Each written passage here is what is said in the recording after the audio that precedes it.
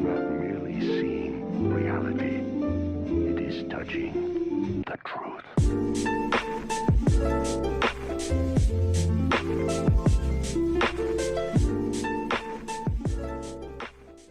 What's going on, everyone? Welcome back to Chronic Gamer. My name is Matt, and this is my final thoughts and redirect for episodes 36, 37, and 38 of Rurouni Kenshin. So go ahead, click the link in the description, check that out, come back here, let me know what you think in the comments section. If you're currently watching this on YouTube and you want to see next week's reaction video, check out my Patreon. I normally post within 24 hours over there the following week's reaction video, so if you're watching this on YouTube, then next week's reaction video will be up there shortly, if not already. And yeah, so check that on out. The link is in the description as well.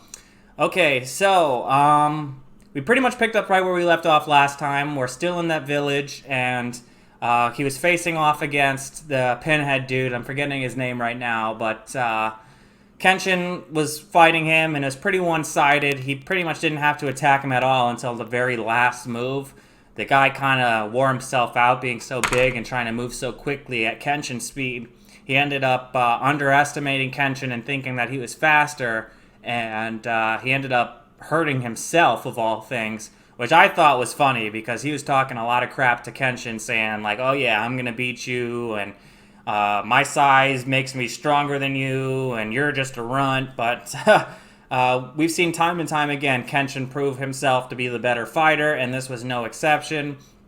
So, yeah, he pretty much took him out pretty easily. But then he had to face off against that kid. I forget the kid's name, the one who works for Shishio.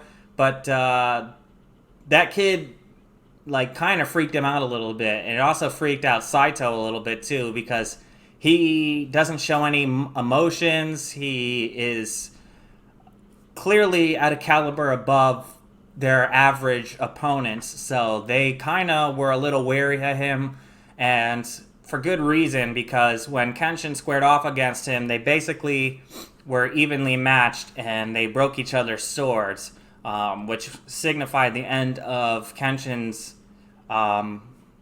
reverse blade sword.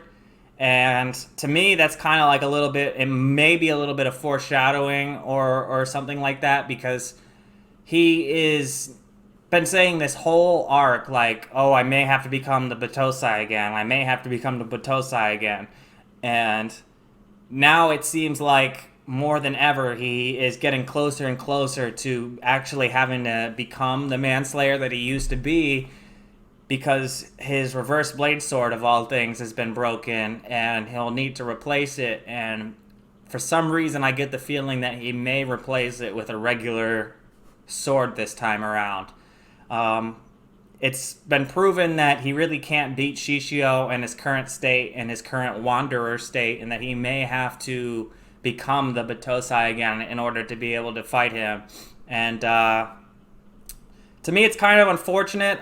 I hope that there's a way that he can figure out how to take care of all this without reverting to being a killer again, but it is part of him. It is who he is, and even though he's set it aside for a while, sometimes it may need to be let out in order to preserve what he fought so hard for. Even if he's not a huge fan of the Meiji government himself, I'm sure he's a fan of the peace that it's brought among the people.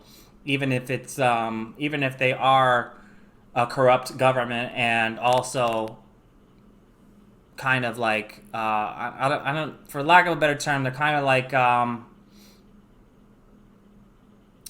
guess I don't really know what word I can say there, but they're ruling over the people in a way that takes away their freedoms, and I'm brain farting on a word to use there right now, but so be it. But anyway, he doesn't want to let that all go to waste, and I get that. You know, even though he put that part of him behind him, now he may need to go back to it in order to preserve that piece.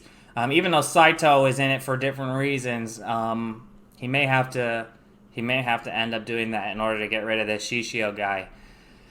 But we also got to see a cool episode with Sanosuke training, and with a bizarre twist at the end, we found out the guy who was teaching him that technique to pulverize the rock was one of Shishio's guys, so that's very cool. And I wonder how that will play into the story later. I'm sure it will. When they end up having to face off against each other, I'm sure it'll be Sanosuke versus that guy.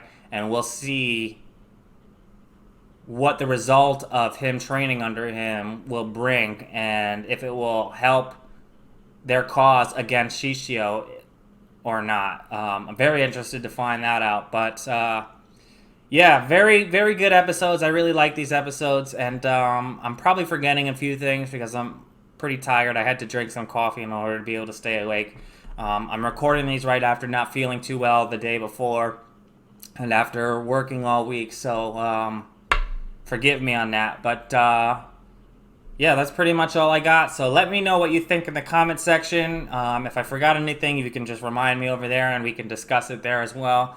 And if you haven't already, like and subscribe. And until next time, I'm Chronic Gamer. Peace.